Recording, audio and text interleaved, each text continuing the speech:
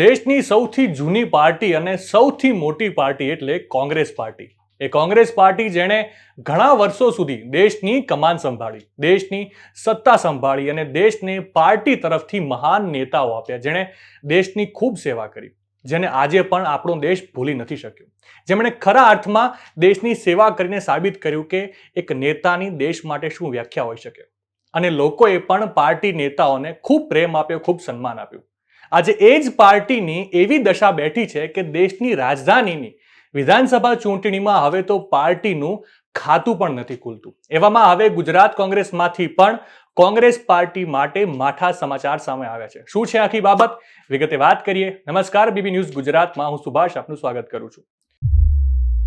કોંગ્રેસના વરિષ્ઠ નેતા સ્વર્ગસ્થ અહેમદ પટેલના પુત્ર ફૈઝલ પટેલને લઈને મોટા સમાચાર સામે આવી રહ્યા છે. ફૈઝલ પટેલે કોંગ્રેસ પાર્ટી છોડી દીધી છે. મહત્વનું છે કે ફૈઝલ પટેલ છેલ્લા ઘણા સમયથી કોંગ્રેસથી નારાજ ચાલી રહ્યા હતા, ત્યારે આખરે તેમણે પાર્ટી છોડવાનો નિર્ણય લીધો છે અને આ અંગે તેમણે ટ્વિટર પર પોસ્ટ કરીને પોતાનું દુઃખ વ્યક્ત કર્યું છે. ફૈઝલ પટેલે સોશિયલ મીડિયાના માધ્યમથી કોંગ્રેસ પાર્ટી છોડવાની જાહેરાત કરી છે.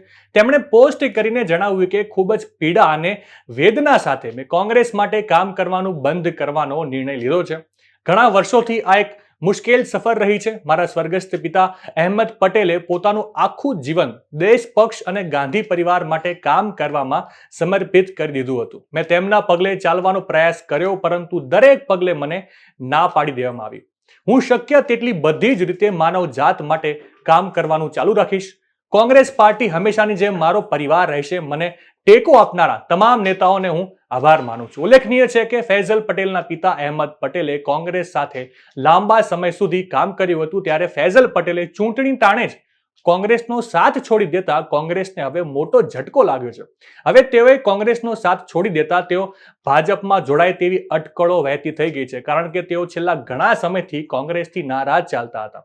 ફૈઝલ પટેલે લોકસભાની ચૂંટણી પહેલા જ ભાજપના પ્રદેશ પ્રમુખ સી.આર. પાટીલ સાથે મુલાકાત કરી હતી અને તેમણે સી.આર. પાટીલ સાથેની મુલાકાતનો ફોટો ઇન્સ્ટાગ્રામ અને ટ્વિટર પર શેર કર્યા હતા. ત્યારે તેઓ ભાજપમાં જોડાય તેવી ચર્ચાઓ ઉઠી હતી. ત્યારે ચૂંટણી સમયે ફૈઝલ પટેલે કોંગ્રેસનો સાથ છોડતા ભાજપમાં ક્યારે જોડાય છે એ હવે આખો ચર્ચાનો વિષય બન્યો છે. ફૈઝલ પટેલ હવે ક્યારે કેસરિયા કરશે તે તો સમય જ બતાવશે, પરંતુ આ આખી બાબત દરમિયાન ભાજપ પ્રવક્તા યજ્ઞેશ દવેનો એક વિડીયો સામે આવ્યો છે, જેમાં તેમણે પ્રતિક્રિયા આપી છે આ સમગ્ર બાબતે. ફૈઝલ પટેલે જે ટ્વિટર ઉપર પોસ્ટ કરીને આખી બાબત લખી છે કે ઘણા સમયથી તેઓ નારાજ ચાલી રહ્યા હતા, એમને ના પાડવામાં આવી હતી. શું કહેવું છે યજ્ઞેશ દવેનું, વિગતે સાંભળી આ વિડીયોમાં. સ્વર્ગીય અહેમદ પટેલ જે કોંગ્રેસના દિગ્ગજ નેતા હતા, એમના પુત્ર ફૈઝલ પટેલ જ્યારે સોશિયલ મીડિયા ઉપર એવી પોસ્ટ લખે કે મારે દેશની સેવા કરવી છે, જે ગાંધી પરિવારની સેવા મારા પિતાજીએ કરી છે, એ ગાંધી પરિવારની સેવામાં મારે જોતરાવું છે, કોંગ્રેસથી માધ્યમ બનાવીને જોતરાવું, ત્યારે કોંગ્રેસના નેતાઓ મને આવા કામમાં આડે આવે છે અને મારે વ્યથિત હૃદયે કોંગ્રેસ છોડવી પડે છે અને હું કોંગ્રેસ સાથે રહી શકું એમ નથી. એટલે મને એ લાગે છે કે કોંગ્રેસ અત્યારે દિશાવિહીન તો હતી જ, પણ નેતૃત્વવિહીન છે. ક્યાંય કોઈની ઉપર કંટ્રોલ નથી રહ્યો. બીજું કે કોંગ્રેસની દિશાવિહીનતા, નેતૃત્વવિહીનતા, નીતિવિહીનતા અને કોઈ પણ જાતના નિર્ણયો નહીં લેવાની ક્ષમતાના કારણે આજે દેશની અંદર દેશના એક પણ મતદારો જોવા જઈએ તો કોંગ્રેસને પસંદ કરતા નથી.